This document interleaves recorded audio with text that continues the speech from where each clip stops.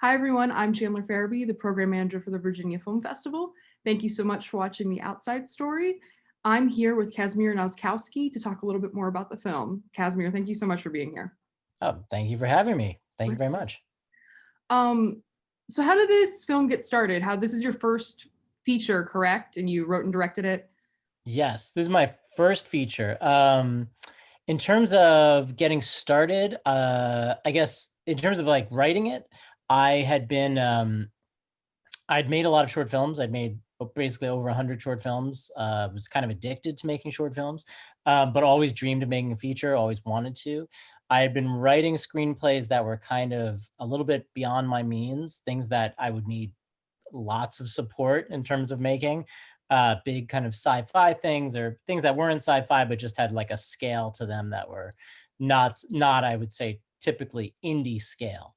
And then I think the impulse to make something that was in the feature category really kind of just took over for me, and I started trying to write things that were makeable. And um, I thought about something that my dad, who was a painter, said, which was, when you're kind of doing one thing and you're comfortable doing one thing, you should really always do the opposite. You actually should just immediately, it's worth it to interrogate why you're kind of doing this thing the one way.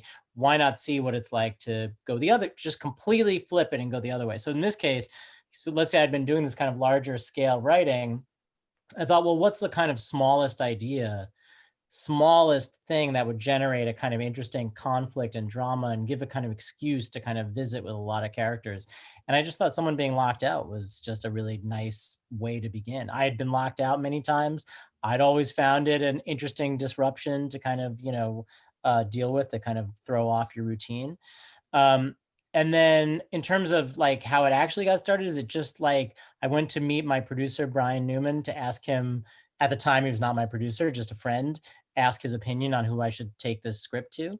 And he was like, I'm kind of intrigued by this. Let me read it. And it just, like a lot of things with indie features, it takes like such a swirling vortex of luck, timing, and me not showing that I'm like, oh my God, wait, you want to make it with me? Like, and keeping that under wraps. So I managed to conceal that feeling. And yeah, just incredible luck to get it all together with this great team. So Yeah. And how did Brian Tyree Henry come on board? He is such a remarkable actor, and this is a different kind of sweeter thing that I've seen him do before. yeah, I mean, that's one where I wish Brian was here so he could explain it. I think, I certainly don't want to speak for him. I will say that he was someone who I always kind of dreamed of working with, someone who I love in Atlanta. I live in New York City, and so I'm kind of very versed in the New York City theater world. My wife is in theater. She's actually in the film. She plays Paige, the pregnant next door neighbor. And so I know him from, I don't know him personally. I didn't know him personally, but I knew him from theater world, just someone who is revered in those circles, and someone who I just admired so much. So, with a lot of these things, I felt like we were shooting for the moon to reach out to him. But again, we had a great casting director, Stephanie Holbrook, and our producers, Brian, who I mentioned, Brian Newman, but also Frank Hall Green, Joe Stevens. A lot of it comes down to being able to kind of get a script to a person. And once you kind of accomplish that, it's kind of just in fate's hands, their hands. So I think I again, I don't want to speak for him. I think there was a feeling on his behalf. He liked that it was funny. We met, we had a great lunch, and he talked about how it made him laugh. And I think he was interested in kind of doing a comedy, doing something that was like a lead big screen role. Um, and I think he just was, I don't know, he seemed really interested in kind of an ensemble thing, working with, I talked about some of the other people I had in mind to play these roles, and I think that was appealing. Um, so I think it was just all those things. And then we got so lucky with his schedule because he is in everything. He was in, I think the year we shot, I think he was in maybe like 12 other films. I mean, it was like, so again, just insanity that we were able to kind of squeeze him in. We shot this film in 16 days. And so to get him in there for that like 3-week period, he kind of parachuted in from one blockbuster and then jetted off the day after we wrapped to another blockbuster. So total brilliant, beautiful luck, and he was wonderful, as I knew he would be. Yeah, that's amazing. And the casting in this as a whole is really incredible. Like, kind of a list of up and coming people in Hollywood, like Asia Kate Dillon, Mhm, Michael Cyril Creighton. mhm. How did you go about casting all these? How did you get all these people to come on board? I will say that, I think again the credit goes to Stephanie, our casting director, and to the producers. But I do think that once Brian was a part of it, once Brian Tyree Henry was a part of it, I do think that the other actors were interested in being in something with him. And knew, again, I think everyone loves Brian Tyree Henry and loves like his versatility, his intensity, his drama. And so I think a lot of the actors were drawn to that.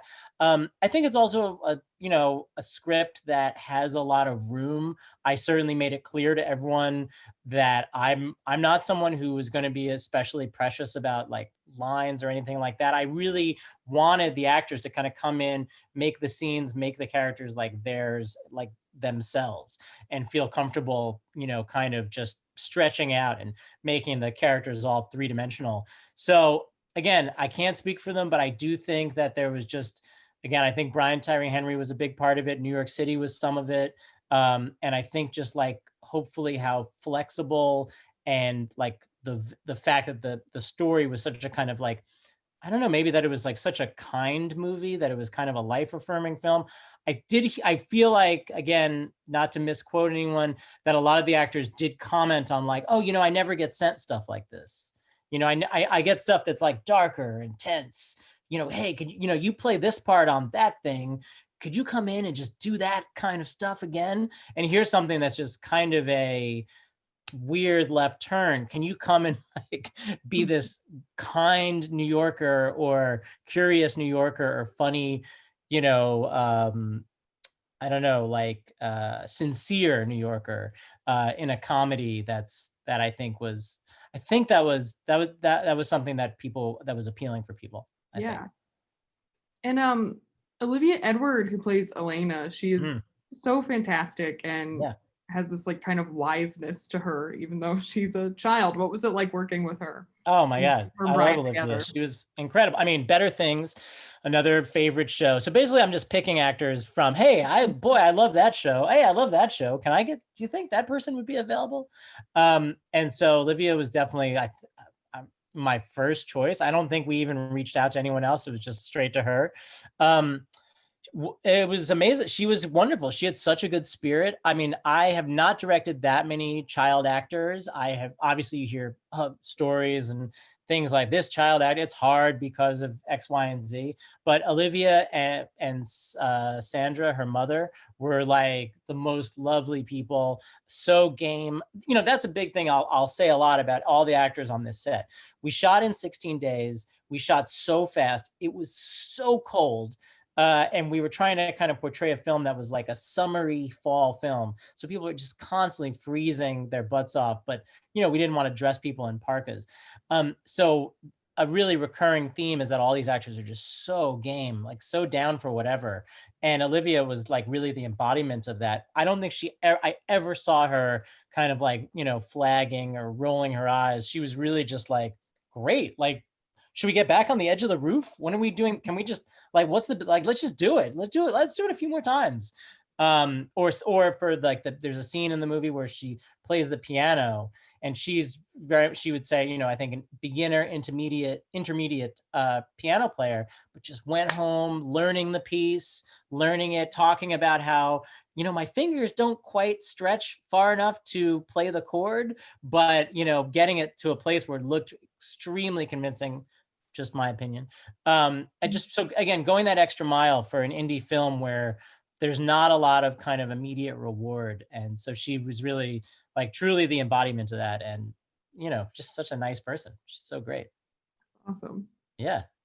Charles has a really interesting day job of making in memoriam videos. Is Yeah. that pulled from some place of reality, or where did you come up with that? Yeah, no, I mean, the short answer is that I had that job that I actually I still do. I still work occasionally for AMC and IFC, not so much making in memoriams, but I worked for those channels, and when AMC was more of a classic movie channel, that was a job that periodically someone would come up to me and say, "Hey, Clint Eastwood just got nominated for another Oscar. We should update his in memoriam." And so they would have these kind of video packages for different kind of aging actors, actresses, directors that constantly would be updated. So when they died, it would be ready to air immediately. And, they do this in the New York Times. They do this in everything. They always have kind of obituaries ready for kind of famous people. And I working on them, I just remember thinking way back then,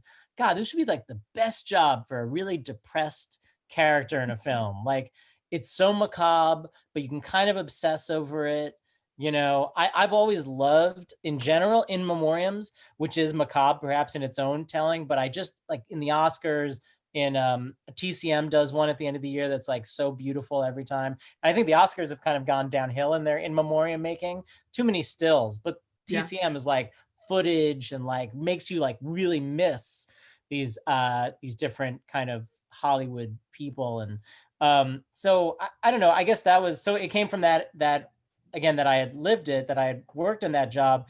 And then also I just for some reason thought a depressed person obsessing about getting a stranger's legacy just right. I don't know, that seemed like an interesting thing to be stuck on. Like Charles's life is like he's stuck. He was this filmmaker, and now he's just kind of someone who's kind of very withdrawn. Yet at the same time, again, we play it in the background, but he's in my mind focused on getting this person's like final capture just right. And I thought there was something that could be kind of haunting about that in an interesting way. Definitely. Yeah. The only way his work gets to be seen is kind of if someone dies. It's Right. I get where you would obsess, but it would also make you Exactly. sad. Yeah. Yeah. I simply want to talk about the relationships in this movie because I think they're really interesting and progressive, and that a lot of the film kind of hinges on Charles accepting his partner's infidelity, Asia Kate Dillon, the same thing, and there's also Andre and his friends from Oslo, and they kind of have this lovely throuple dynamic. And Yep. could you talk a little bit more about that? Yeah. That's a great. It's funny. I haven't been asked a lot about that. I guess. I guess in a lot of ways, I wanted to make a film that was in line with like the New York that I know. That I don't mean that New York is necessarily all sorts. It's all based in like different romantic entanglements.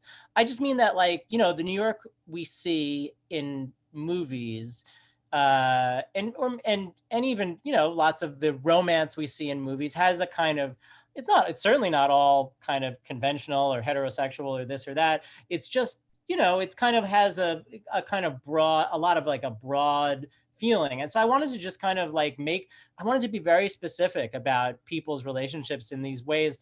And I didn't want it to be, I was really interested, especially with the ones you just mentioned, with the infidelities, with the characters in Michael Cera Creighton's apartment. I wanted these romances to be very three-dimensional, but also, or relationships to be very three-dimensional, but also not something that's like shocking, not where Charles is like, where the journey is about like Charles being like, oh my God, I've got to come to grips with my girlfriend kissed another woman. It's not about like, I wanted to treat it exactly as if she kissed another man, or anything, like just kind of how I feel like life is and should be to some extent. And so, I mean, the throuple I think is fun, but I'm certainly not trying to make fun. I'm really just trying to say, people have complicated, interesting relationships. And so Charles is kind of like, oh, okay, that's interesting. But then it's just like, well, whatever, that's life, that's fine. And kind of just by the second time they meet, he's asking them for advice. He's trying to, they're just friendly people, and that's just it. So I don't know. Does that make sense as an answer? Kind of rambly, but No, it does. Yeah, those scenes, especially with Andre in his apartment, they seem really fun and fun. I'm sure they were fun to shoot as well, but they Sure, yeah. definitely they seem to have one of the most functional relationships in the movie. Yes, exactly. Exactly. Yeah. No, I think that's an important part of it is I wanted them to, I think, I did think that Charles, I wanted to imply that Charles does have a little bit of like a kind of square like thought process about relationships, about like his relationship in particular with Isha, that he is someone who's like, I'm happy to just stay home and not see what's out there in the rest of the world. I just want to be with you. And if anything kind of gets in the way of that, then I'm going to like implode. So I did want him to kind of encounter things that it felt like maybe he wasn't as familiar with, but see how easily that can be just kind of integrated into normal life, that it is normal life. That is normal life. And you're actually just missing out on a kind of wealth of a spectrum of opinion and feeling if you, I don't know, aren't kind of like participating and kind of Mhm. interested and curious in what's around you. So, yeah. Yeah. And now we're in the middle of a pandemic, so it kind of seems like Charles might have been onto something at the beginning of the film. What has it been like Yes. presenting this film about human connection during this Oh, super man. weird time? Well, it's I feel like I'm still figuring out what it's like. I can say in the 6 months of the pandemic, it has been um, really interesting. I mean, there's a lot of different ways that it has informed. The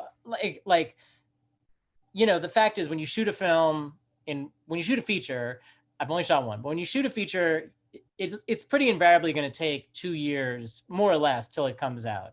And so you are going to do some amount of time traveling. You are going to shoot it in this one world, and then you're going to wake up and the film's going to be done, and it's going to be coming out in this other world, and the world's going to be different. And you're like, does the film, wait, I was so interested in this then, does that still apply? And if you're lucky, it still applies and makes sense. In this case, the world is so different, so like radically different in just 2 years.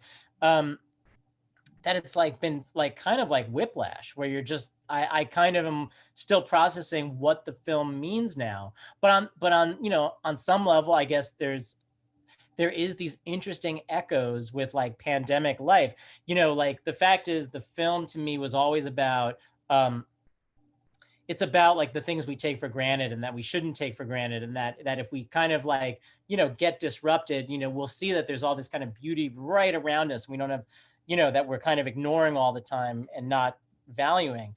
And I think in the pandemic, that's definitely been a thing for me, where just all these things that I used to take totally for granted, I now like desperately miss, like going to the movies, going to the store without thinking about it, not wearing a mask, like whatever, like, all those things were things that I didn't think about ever, and now feel like so valuable, and like just, I want the world to return to the way it was. So I think the film kind of does speak to that in a really interesting, potentially interesting way.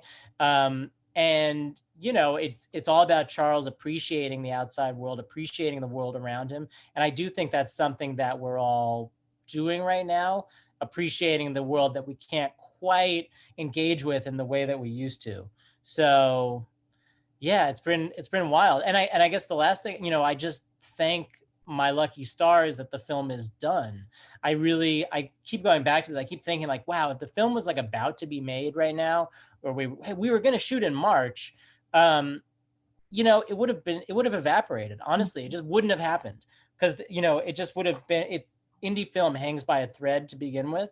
And so I mostly just feel really grateful that the film is done now. And even if I can't have like the normal festival experience or the normal kind of release, the fact is, like, the fact that the film is done and can come out in any way, shape, and form and be seen by people in a pandemic, at a drive-in, virtually at a festival, is pretty amazing. And so I really just, I kind of wake up with a smile on my face when I think about that aspect. Then I go back to being super anxious about the election, state of Everything. the world, social justice, and all those other things. But yeah, so that's my pandemic insight there, I Nice. suppose. Yeah. And I'm sure our audiences are wondering what else are you working on? Do you have anything that you've been cooking up with all this time?